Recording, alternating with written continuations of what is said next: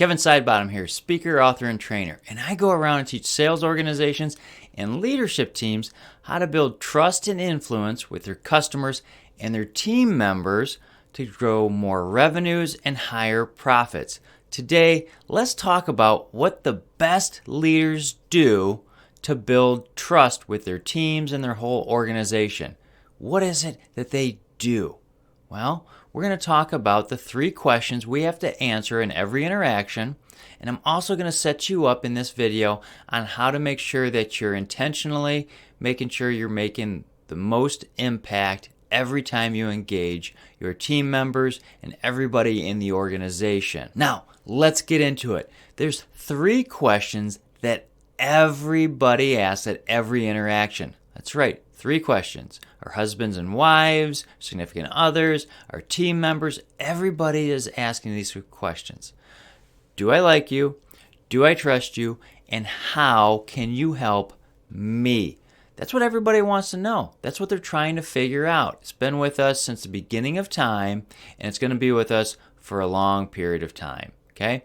We need to understand if we can like, trust, and move forward with someone because they can help us get to where we want to go. The best leaders understand that, and they make sure that they set the stage every time they interact with people that they're hitting that mark. They're very intentional. So how do you do that? Well, here's a few things that are going to help you make sure you're in the right kind of setting to make sure that you're likable and easy to make trust. Okay? The first thing you need to do is make sure you know your situation. When you're engaging with people, where are you addressing them at? Is it a busy subway? Is it a high traffic area? Is there a lot of noise going on? Where can you move people to that's a little quieter so their anxieties don't go up? Because if anxieties go up, walls go up.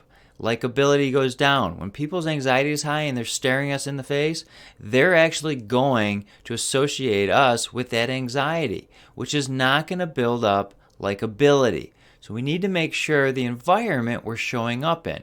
So we have to engage them well and be intentional. So if you're going to set up a meeting, make sure you know where you're going to meet with the people and that it is a conducive area so that you can have good conversations and that are laid back.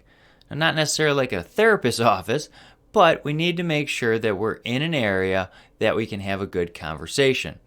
Okay? The next thing we need to do is make sure we have the right colors that build trust and likability.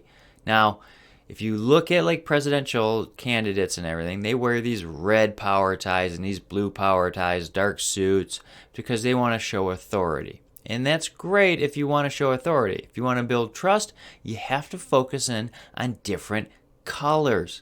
That's right. We need to be intentional on the colors that we're showing up and engaging people with. I know it doesn't sound like it makes that big of an impact, but it absolutely does. Now, Robert Cialdini wrote a book called Influence. It breaks down all of the different colors, why they affect people, and how they affect people, and it's a fantastic read. I highly recommend you at least understand that concept. Now, there's one other thing that can actually affect people. I got this education when I was in St. Thomas traveling, and I got to go into this one area. The store had floor-to-ceiling perfumes and colognes and wall-to-wall. I mean, it was everywhere. And the person walked me through the different kind of colognes and asked me questions about my personality and my activity levels of what I did to match me up with the right colognes. And they said, listen, the different personalities people have, the smells actually mean different things. So guess what? Your colognes or your perfumes that you're wearing could actually degrade your relationship with people. Anxieties can go up. Triggers can happen. So what I have learned to do is actually not wear colognes in different kind of scents. And I'm intentional to understand what the atmosphere smells like. Now, you obviously don't want to have BO, but you want to smell clean, but you also do not want to have something that's overpowering and drives people away. Now, if you want to have a good understanding about that, go to a nice department store. Look at what the women's department compared to the men's and the kids' department looks like. You'll notice they actually pump in different sounds, different lighting, different structure on how they have all the clothing on racks. Yeah, that's right. And the different smells. They pump in different smells. They understand why people buy, how to put them at ease. We need to be focused in on that as well. So again, if you're going to wear colognes and perfumes, be intentional, because typically you can't go and do the predictive index or something to understand someone's personality ahead of time.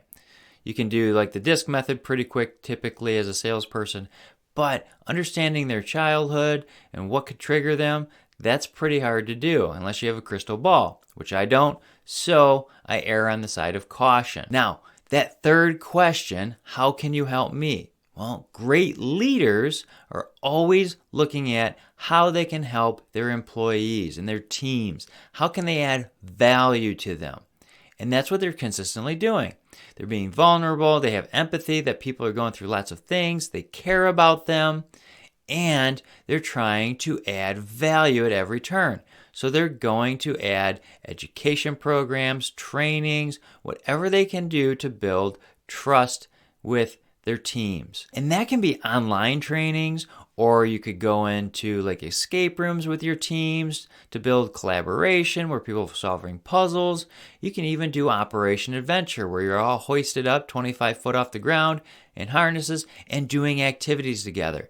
You can do any of those things, but you have to just be intentional on what you're doing and how you're showing up to your teams. That's what the good leaders do. Now, my trustworthy training that I teach, I actually go through that. I also show how the best leaders walk through their CRM. That's right, customer relationship management tools.